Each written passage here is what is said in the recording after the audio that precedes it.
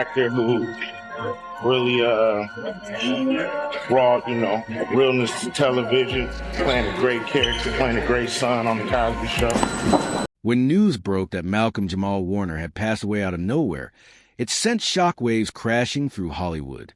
What first seemed like a heartbreaking tragedy has now twisted into one of the most jaw-dropping, bone-chilling conspiracies the entertainment game has ever seen. It all began as low-key whispers in the background until the gossip lit up like wildfire. But the whole thing went nuclear when Ice Cube stepped up and dropped bombshell claims so heavy they've rattled Black Hollywood to its core. Malcolm, the beloved star who made history as Theo Huxtable, suddenly found himself at the center of a dark and dangerous story, one that throws serious shade not only at the industry itself, but right at Bill Cosby, the man who once put him on the map. According to Ice Cube, Malcolm's death wasn't some random accident. He says it was a calculated hit meant to shut him up before he spilled the truth. And Cube's not just talking wild. He's flashing receipts with leaked conversations, industry whispers, eerie accounts, and even talk of video evidence. In a shocking turn, Cube says Malcolm had been working on a tell-all memoir that would have blown the lid off decades of hidden scandals. The book wasn't just set to drag Cosby's now infamous double life into the spotlight. It was going to pull back the curtain on a whole network of cover-ups, manipulation, and big-name power players keeping secrets buried. Rumor has it Malcolm had files, emails, recordings, and even a list of executives who allegedly shielded Cosby for years. And check this out. Malcolm's own mother is convinced her son's death was no accident. She's been telling people he was taken outright when he was about to spill everything. Ice Cube says Malcolm's last days were tense, paranoid, and full of signs that something dark was closing in on him. We're talking late-night calls, hushed conversations, and Malcolm sounding straight-up unsettled, telling Cube he felt eyes on him everywhere he went. He said he was being followed, maybe even threatened. I don't know. It's a moment of extreme gratitude. There are people showing up for me in a way that makes me a little emotional. I don't need to talk about, what the thing is, but people are showing up for me. And not that I should be surprised, because these particular people will be people who would show up for me, because that's just the kind of people they are. But it still doesn't negate the gratitude, the whatever emotions it brings up, being touched in my heart and my soul. It's just really cool. And it makes me think about, wants me to share, be a good person, right? Be good to others, be of service, do good for other people. According to Cube, Malcolm told him flat out, they're trying to shut me up. Now, those words cut deep because not long after, Malcolm was gone. Just like that. And here's where it gets even weirder. Once he died, the media went dead silent. No big investigation, no public autopsy report, no family press conference, no deep dive coverage from major outlets. Just nothing. The kind of nothing that makes you think someone wanted it to fade away. Ice Cube wasn't buying it, and neither the fans. Social media is lit up with hashtags like hashtag Justice for Malcolm and hashtag Cube Told the Truth. And the movement's only growing louder. Cube's not pulling punches. He claims Cosby wasn't just a sitcom legend with charm. He was a behind-the-scenes puppet master. Ice Cube paints him as a shadow king, all smiles in public, but allegedly running the game in the dark, controlling the story, erasing evidence, and shutting down anyone who dared to step out of line. When Malcolm started keeping his distance from Cosby, turning down shady offers, canceling strange meetings, and refusing to play along, things went left real quick. Suddenly, he was blacklisted, frozen out of projects, and according to insiders, living in constant fear for his safety. Word started to spread that Malcolm was working on not just a memoir, but a full-blown documentary that would tear the lid off Cosby's secrets and go even deeper, exposing Hollywood's racial games, corrupt systems, and the shadow bosses who really run the show from behind closed doors. Insiders say there may have even been a so-called Hollywood fixer involved, a powerful go-between with connections to both corporate bigwigs and the darker corners of the industry. And the whispers? That this fixer's job was to make sure Malcolm stayed quiet permanently. Sounds like a movie plot, right? But when you match it with a strange way everything happened, it feels a little too real. People who knew Malcolm say in his final months he became a ghost, avoiding calls, barely leaving his place, and even giving suspicious looks to people he'd known for years. But the detail that floored fans the most, Bill Cosby, the man who played his TV dad for over a decade, never said a single word after Malcolm's passing. No heartfelt post, no tribute, no public acknowledgement, just total silence. And Ice Cube says that silence is screaming. In a leaked sit-down, Cube dropped a bomb. He claims Malcolm was handled before he could speak out. Even wilder, Cube says there's a recorded phone call between someone in Cosby's inner circle calling Malcolm a problem that had to be taken care of before he spilled the truth. That tape's still in the shadows, but if it ever surfaces, Hollywood won't know what hit it. Meanwhile, Ice Cube's been catching serious heat himself. Strange cars parked near his place, creepy anonymous emails telling him to back off, even shadowy threats that sound like they came straight out of a mob movie. But Cube, he's not backing down for a second. Word on the street is he's been quietly stacking evidence for a documentary that'll dig into the truth, painting this not as some random accident, but as a massive, calculated cover-up with consequences stretching far beyond one actor's death. Here's the twist. Malcolm had been linked to certain nonprofits before he passed, but according to Cube's sources, these weren't your average charities. Some of them might have been funnels for hush money designed to keep scandals buried and polish up the images of powerful people when their dirt started to leak. And the wildest part? Insiders claim Cosby, already desperate to salvage what little was left of his public image, saw Malcolm as a dangerous threat. After everything Cosby had already faced, one more bombshell, especially from someone as respected and well-connected as Malcolm, could have destroyed him completely. That's why, according to these whispers, they decided Malcolm couldn't be allowed to speak. Jeff, how you feeling about it? Great. It's I'm happy we got through it. Like for 5 years, like I want a series. Like I want a series, and you never think it's going to hit number one. I mean, we soar straight to the top, and to being number one consistently. To be in the top 5 consistently, that's great. And I'm glad we got through the first year. How long do you hope this goes on? For a long time. I until the audience stops laughing. And with Bill Cosby, I doubt they ever stop laughing. Yeah, what about for you? What has he taught you? Oh, wow.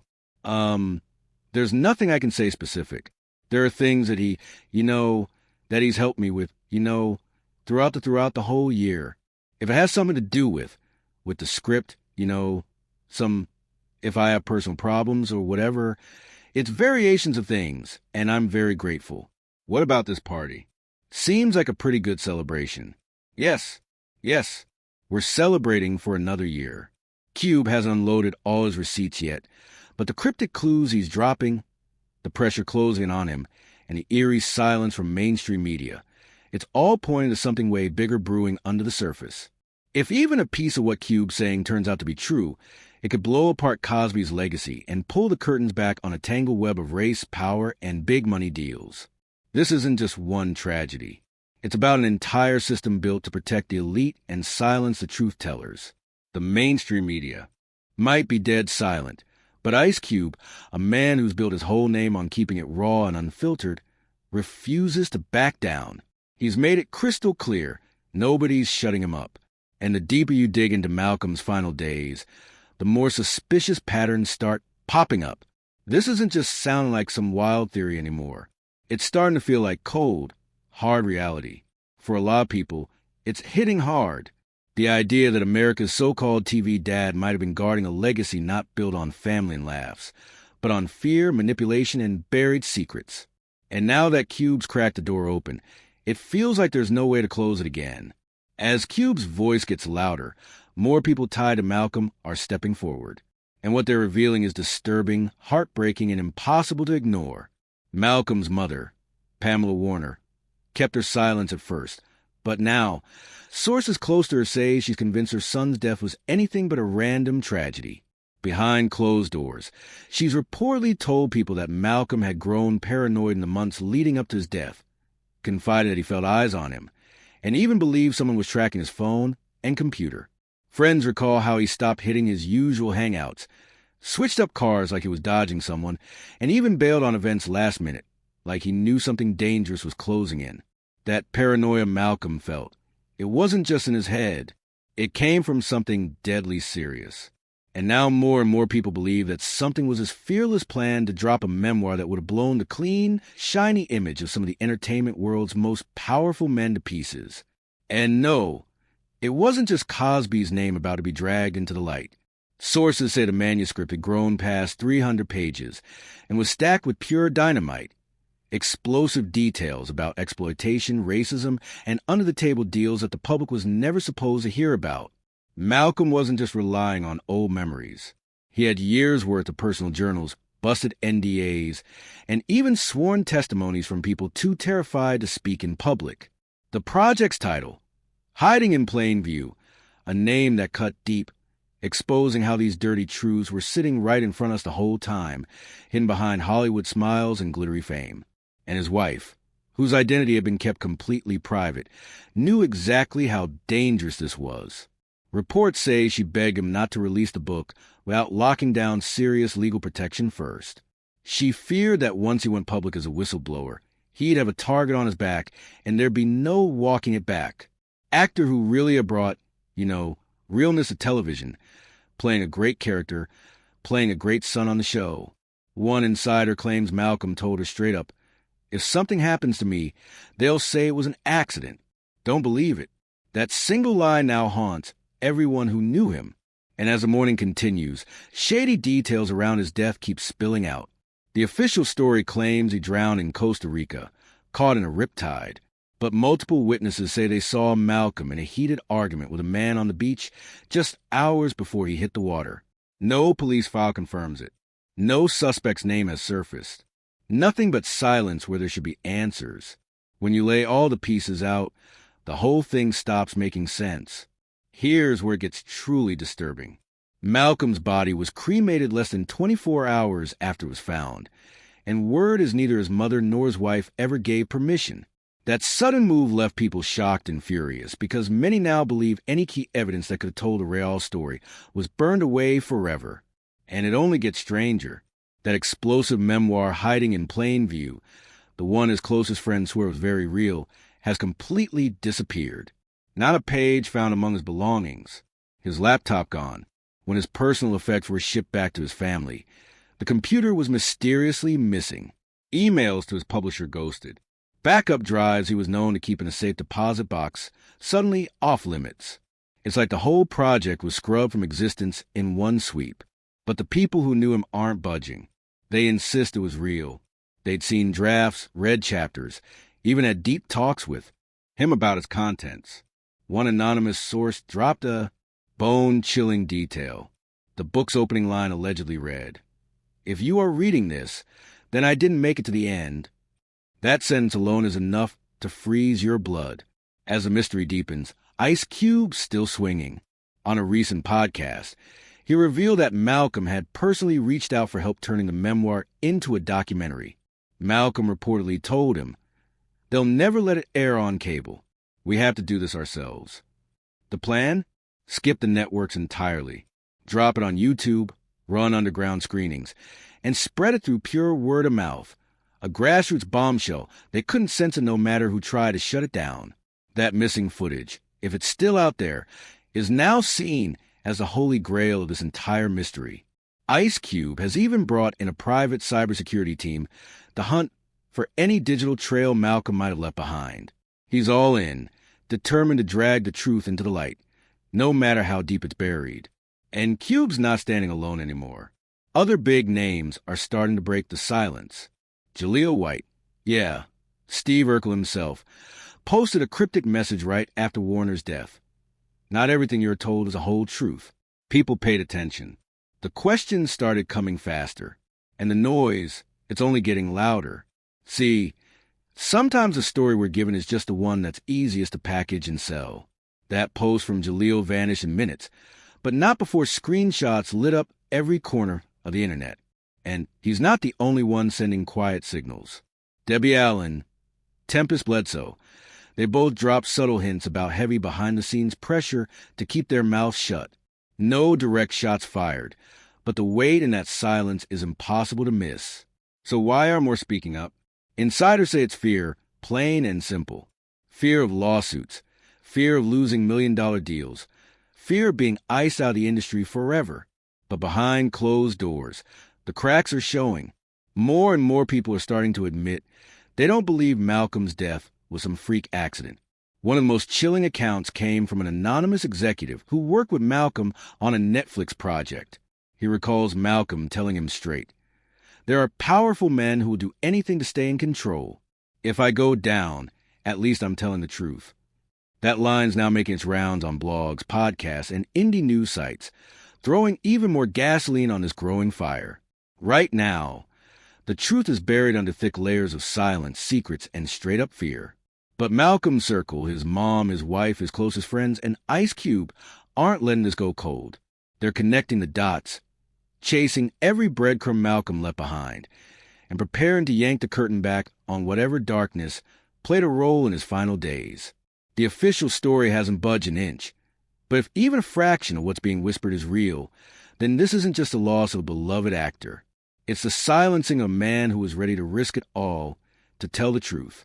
And if that truth shook the wrong people, they may have made the biggest mistake of all, because his voice isn't fading and his legacy refuses to die. As things move forward, one fact is crystal clear. This story is far from over. Malcolm Jamal Warner's death has gone beyond a personal tragedy. It's becoming a symbol, especially in Black Hollywood, where speaking out has always come with a dangerous cost. Those closest to him believe Malcolm wasn't just writing a memoir.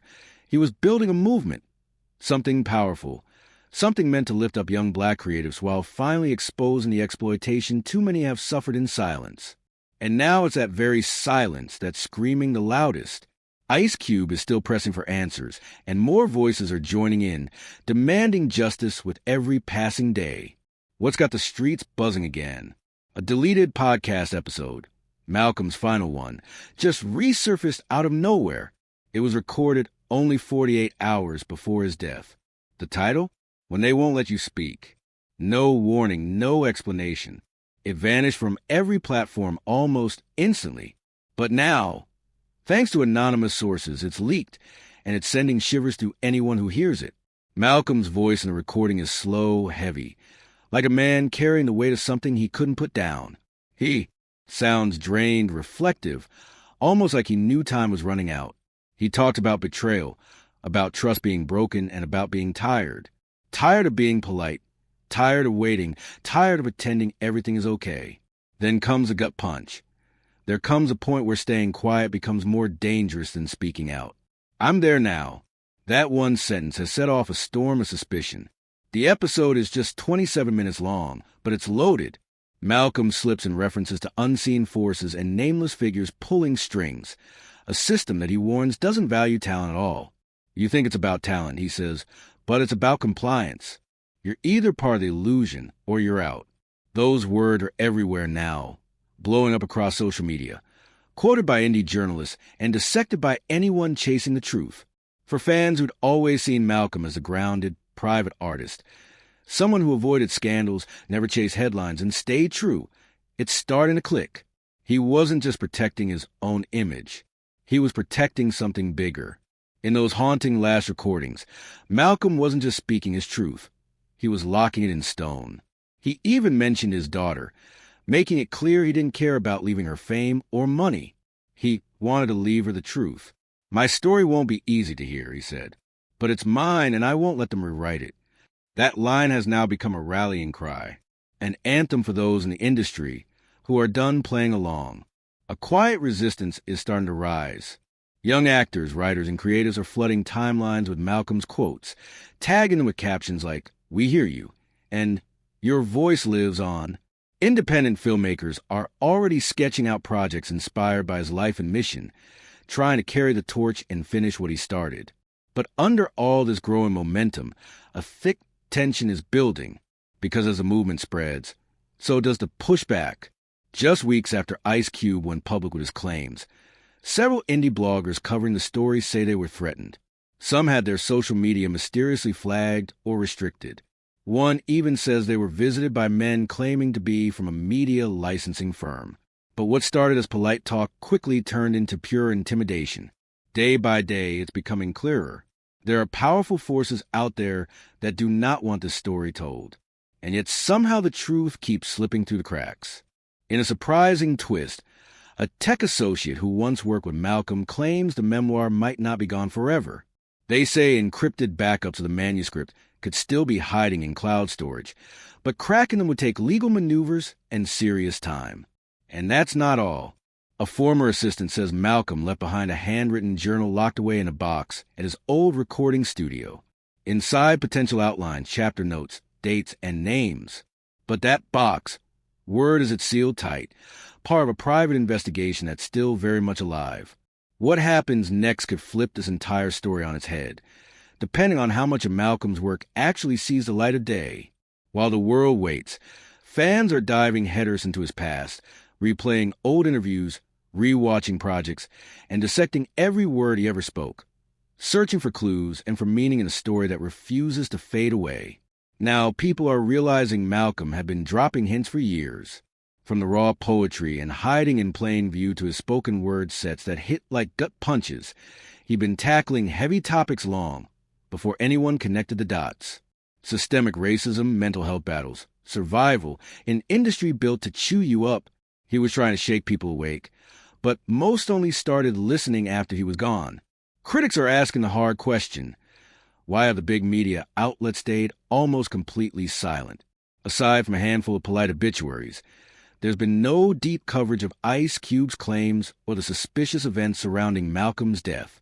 Some believe that silence isn't accidental, it's protection. Protection for the same powerful machine Malcolm was trying to pull apart. A machine built on controlling the image, hiding the truth, and keeping certain stories locked away. Others argue his spotless reputation is why the press didn't pounce. He wasn't a scandal magnet. No messy headlines, no tabloid drama. That made him less profitable in a media world hungry for clickbait. But those who truly knew him say that's exactly how he wanted it. Malcolm wasn't chasing the fame game. He was playing the long game. And now in death, his voice is echoing louder than it ever did in life. Behind closed doors, some of Hollywood's veterans are meeting in secret. Quiet rooms, whispered conversations, no paper trails. They're talking about launching a full-blown independent investigation, one that skips law enforcement and official channels entirely. The belief only an outside team, private investigators, seasoned legal pros can truly dig deep enough to uncover what really went down. Ice Cube is reportedly ready to bankroll it himself. And he's not alone. Word is anonymous donors inside the industry are putting up serious cash to make it happen. Then, in a rare public statement, Malcolm's mother broke her silence through a family representative. She said Malcolm lived with purpose and left with unfinished business. That single line says it all. This story is nowhere near done, and nobody's letting that unfinished business get buried. Her words have cut deep, echoing across generations. Fans who grew up watching him as Theo Huxtable now see him in a whole different light, not just as a TV star, but as a fighter, a truth teller, a man who refused to back down, even when the stakes were sky high. And so, the fight rolls on. What once felt like the final chapter of Malcolm Jamal Warner's life is now being rewritten by the very people he inspired.